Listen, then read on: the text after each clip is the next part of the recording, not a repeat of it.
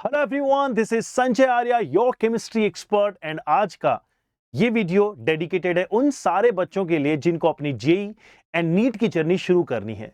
तो आप सभी लोगों को मैं कुछ ऐसे टिप्स दूंगा जिनको यूज करके आप आने वाले समय के लिए अपने केमिस्ट्री के सब्जेक्ट को एस कर सकते हैं, एक प्रॉपर ग्रिप और कमांड बना सकते हैं।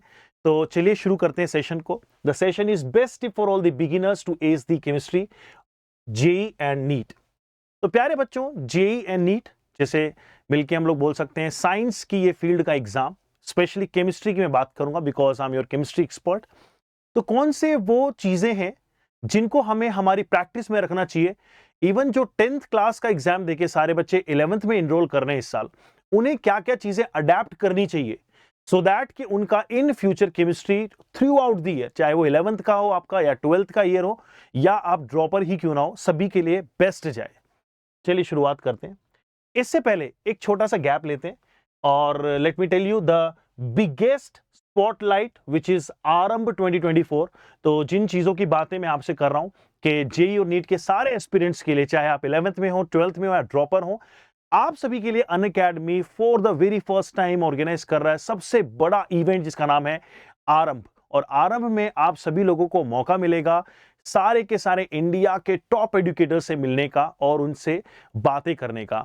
इनफैक्ट आपको और भी बहुत सारे सरप्राइजेस हैं जो रिवील होंगे उसी डेट पे। Then the save the date देखिए गाइस, ये आपका होने वाला है 7th को, अप्रैल 7th को 1 PM यानी 1 PM से लेकर 3 PM तक ये हमारा सेशन रहेगा, जिसे आप अटेंड कर सकते हैं only on YouTube Unacademy spotlight channel. चलिए अब मैं यहां से आगे बढ़ाता हूं अपनी जर्नी को।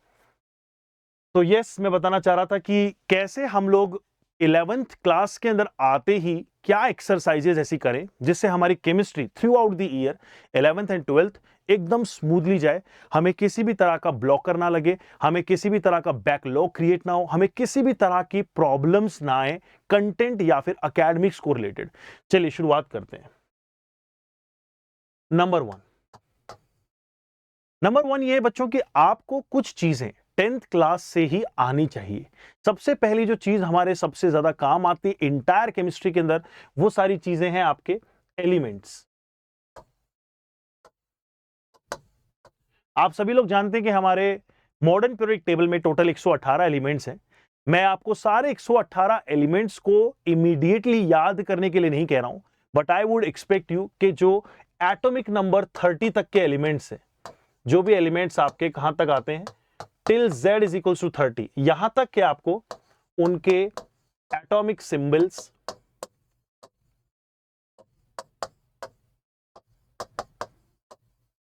Atomic mass, of course numbers भी,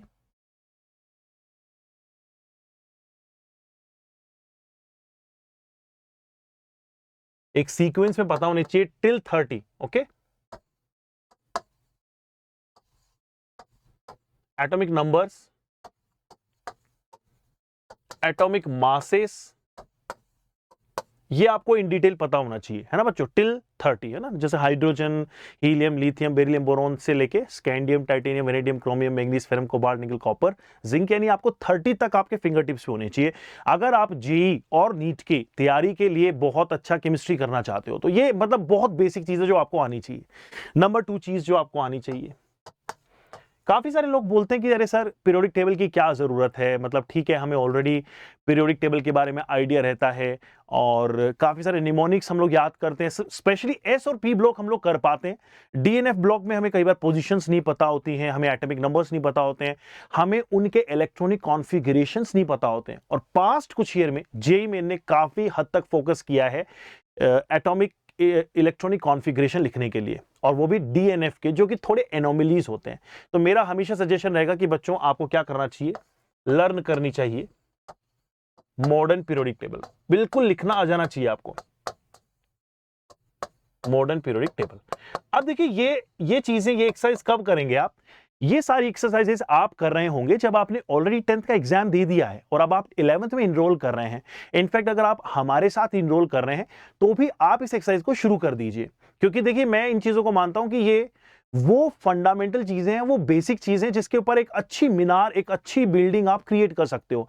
यानी अगर आपको जे एडवांस तक के कॉन्सेप्ट्स के लिए अगर फाइट करनी है तो इट्स वेरी मैंडेटरी कि आपके जो बेसिक्स हैं, आपके जो रूट्स हैं वो स्ट्रॉन्गर बने, and these are the basically roots. तो दो चीजें मैंने बताई, एक आपको एलिमेंट याद रखनी चाहिए, दूसरा आपको मॉडर्न पीरियोडिक टेबल आपके दिमाग में होनी चाहिए कि किस चीज की पोजीशन कहां पे, वो आप अपने निमोनिक्स बना के कीजिए, अपने सजेस्टेड जो अभी आपके टीचर्स हैं उनको फॉलो करके कर लीजिए, या फिर आप जो है अपने एंड से प्रैक्टिस करते रहिए और एक बेसिकली स्ट्रक्चर रखिए दिमाग में। इनफैक्ट जब हम लोग आगे चल के 11th क्लास में ये चैप्टर आता है आपका पीरियोडिक क्लासिफिकेशन ऑफ एलिमेंट, जब पढ़ेंगे आप तब आपको आइडिया लगेगा कि अच्छा इसमें और भी कुछ इस तरह के कॉन्फ़िगरेशंस होते हैं या फिर एक पर्टिकुलर ट्रेंड होता है हर एक एटॉमिक नंबर में, है ना, 2 8 8 18 18 या फिर 8 8 18 18 20 32। तो ये जो ट्रेंड होता है बच्चों, इन्हें हम लोग मैजिक नंबर्स के नाम से पढ़ते हैं केमिस्ट्री में। तो ओवरऑल देखा जाए तो ये एक ऐसा कासल है, एक ऐसी बिल्डिंग है जिसकी स्ट्रक्चर आपके दिमाग में होनी चाहिए अगर आपको इनऑर्गेनिक केमिस्ट्री में एस करना है आगे। ये थी नंबर 2 बात। नंबर 3 बात एक सेकेंड,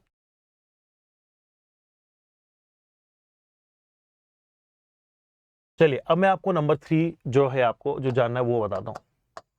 बहुत सारे बच्चे जो होते हैं वो नए नए, हम लोग 11th में आते हैं, हमारे अंदर जोश होता है कि सर मुझे एडवांस का एग्जाम निकालना है, मुझे मतलब एम्स नीट का एग्जाम निकालना है, और छोटी छोटी मिस्टेक हम लोग करते हैं, सिली सिली मिस्टेक्स हम लोग करते हैं, सीधे जाके क्वेश्चन अटेम्प्ट करते हैं, हमसे क्वेश्चन नहीं बन पाते हैं। हम लोग उस समय सीरियस नहीं होते जब हमें बेसिक चीजें पढ़ाई जाती हैं। मैटर एंड इट्स क्लासिफिकेशन एक बहुत इजी सा टॉपिक है, बहुत छोटा सा टॉपिक है, लेकिन हाईली मैंडेटरी है। क्यों है मैंडेटरी? क्योंकि बहुत सारी जगहों पे हमें यही नहीं पता रहता कि किसी भी मैटर में या उसके पार्टिकल में क्या डिफरेंस है। जैसे एलिमेंट से जुड़े हुए एटम्स, कंपाउंड से जुड़े हुए मॉलिक्यूल, या फिर आयोनिक कंपाउंड से जुड़ी हुई है फॉर्मूला यूनिट्स और उनका अरेंजमेंट, और आयंस क्या है, और फिर gram atomic mass, relative atomic mass और molar mass, average atomic mass, बेटा मिला के बहुत छोटे छोटे और बहुत ही बेसिकली टर्म्स हैं जिनको आपको जानना चाहिए। तो क्या मैं इस चीज को यहां पे लिख दूं? मैं कह सकता हूं कि आपको जो होता है मोल एंड इट्स एप्लीकेशन आना चाहिए। हालांकि हम लोग इसको 11th क्लास में काफी एलैबोरेट करके पढ़ते हैं, but mole and its application जो है आपको, आपने ऑलरेडी 9th क्लास में कवर किया होगा। टॉपिक है मोल क्या होते हैं। तो आपको अभी के लिए क्या करना होता है ना, कुछ जो बेसिक टर्म्स जो होते हैं आपके, बेसिक टर्म्स जैसे कि एटॉमिक मास है हमारा, है ना बच्चों, एटॉमिक मास, या फिर मॉलिक्यूलर जो मास होता है, मॉलिक्यूल्स के बारे में आइडिया लेना, या फिर आप जो है मोलार मास जो हो गया, है ना बच्चों। फिर उसके अलावा बहुत सारी चीजें जैसे रिलेटिव एटॉमिक मास, ग्राम एटॉमिक मास, एवरेज एटॉमिक मास, एटसेट्रा। ये सारी चीजें आप सभी लोगों को 11th में भी कवर करवाई जाती हैं जब हम लोग मोल कंसेप्ट पढ़ाते हैं। बट अगर हम लोग इनका बेसिक आइडिया ले लें, क्योंकि ये हम पहले पढ़ चुके हैं, हमारे 8th 9th और 10th के सिलेबस में जितना भी केमिस्ट्री या साइंस में दिया हुआ है वही हमें आके थोड़ा इन डिटेल पढ़ने को मिलता है 11th एंड 12th में विद सम एक्स्ट्रा टॉपिक। तो आपको यही करना है कि आपके जितने भी अभी प्रीवियसली आपने 8th 10th में पढ़े थे, इनमें इन सारे टॉपिक्स में कमांड बना लो, सो दैट कि जब इन फ्यूचर हम लोग पढ़ाई शुरू करेंगे 11th की और 12th की, तो आपको सारी चीजें बड़ी स्मूथली आने लगेंगी और आप एक स्टेप हमेशा आगे रहेंगे पढ़ने के लिए। और लर्निंग जो आपकी जो कैपेबिलिटी है और आपकी जो ग्रेस्पिंग पावर है वो बढ़ जाएगी इन टॉपिक्स को लगाने के बाद में। ये देखिए मैंने आइडिया दिए किस किस चीज के, ये आपको जैसे फिजिकल केमिस्ट्री, इनऑर्गेनिक केमिस्ट्री दोनों में हेल्प करेगा आपको। ये जैसे मॉडर्न पीरियोडिक टेबल की जो स्ट्रक्चर है वहां से आपको काफी हद तक आइडिया लगेगा इनऑर्गेनिक केमिस्ट्री में। जब आप ब्लॉक केमिस्ट्री पढ़ेंगे, S block, P block, DNF block, कौन से मेटल, कौन से नॉन मेटल, कहां पे आपके मेटलॉइड्स प्लेस्ड हैं, कहां पे आपको किस तरह की रिएक्टिविटी का ऑर्डर मिलता है, बहुत सी चीजों का आइडिया लग जाता है। करेक्ट है ये? देन नंबर 4 बच्चों वो चीज है जो बहुत ही फ्रीक्वेंटली आपके काम आने वाली है। इसको बोलते हैं बैलेंसिंग ऑफ केमिकल रिएक्शन।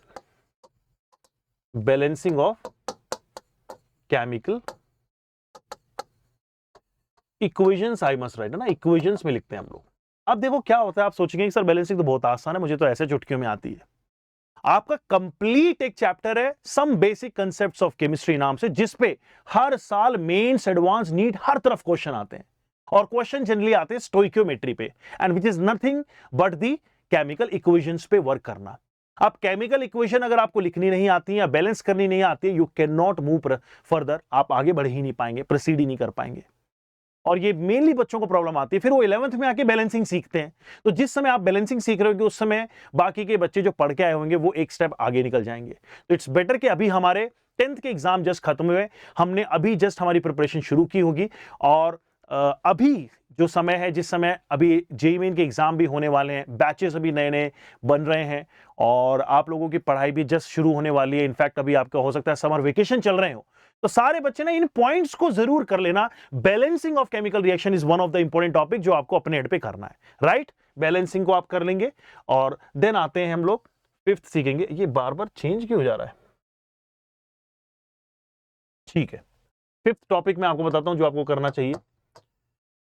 अब एक और इंटरेस्टिंग जो टॉपिक आता है वो है, वैसे तो देखिए मेरा ही मानना है कि ये टॉपिक आपको 11th जो आपका बेसिकली एकेडमिक ईयर आएगा उसके भी एंड में जाके सिखाया जाता है। इसको हम लोग बोलते हैं ऑर्गेनिक केमिस्ट्री, यानी जनरल ऑर्गेनिक केमिस्ट्री बोलते हैं, जीओसी।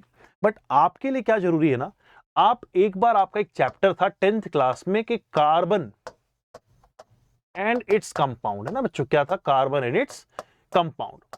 इस चैप्टर में से ना कुछ चीजें उठा लेना, जैसे कि कार्बन की प्रॉपर्टीज, कार्बन की सारी प्रॉपर्टीज आप एक बार पढ़ लीजिए। जैसे कि बहुत सारी प्रॉपर्टीज होती हैं कार्बन की, जिसकी वजह से इसकी एक अलग से केमिस्ट्री में पढ़ रहे हैं, जिसे ऑर्गेनिक केमिस्ट्री बोलते हैं, उनको आप एक बार रिवाइज कीजिए ना। जैसे allotropes one of the property है, isomerism one of the property है, स्मॉल साइज है, हर किसी से बॉन्डिंग बनाना, मल्टीपल बॉन्ड्स बनाना। इसी तरह से इनके क्लासिफिकेशंस भी आपने पहले पढ़े हुए, अल्केन, अल्कीन, अल्काइन, इनको थोड़ा सा एक बार गो थ्रू करें। फिर सबसे ज्यादा इंपॉर्टेंट जो आता है, इनके स्ट्रक्चर्स को राइट करना सीखे आप जब आगे आएंगे तो आप देखेंगे कि हम लोग काफी तरीकों से ऑर्गेनिक कंपाउंड्स को रिप्रेजेंट करते हैं। Bond line formula, structural formula, condense formula, expanded formula. तो वो फार्मूला आप जब सीखेंगे हमारे एंड से तो अच्छा लगेगा आपको, जब आपको ऑलरेडी आइडिया होगा 10th क्लास में पढ़े हुए कार्बोनेट्स कंपाउंड का।